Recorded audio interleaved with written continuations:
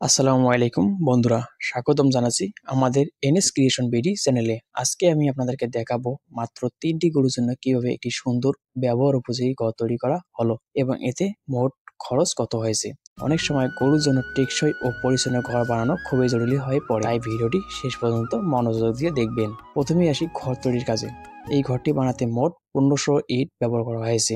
ঘরের চারপাশ ধাড়ি বা দেয়াল কাটা হয়েছে ৫ ইঞ্চি গাঁথুনি দিয়ে এবং এর উপর ২.৫ ইঞ্চি গাঁথুনি দেওয়া হয়েছে যাতে ঘরটি মজবুত থাকে।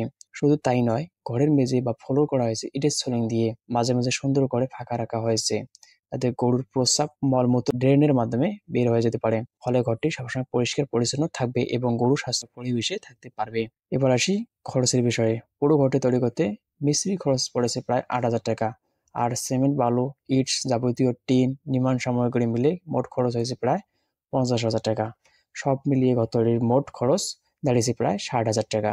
বন্ধুরা, আশা করি এই ভিডিওটি থেকে আপনারা ভালোভাবে ধারণা পেয়েছেন যে ৩টি গরুর জন্য একটি মানসম্মত ঘর তৈরি করতে আনুমানিক কত টাকা খরচ হতে পারে।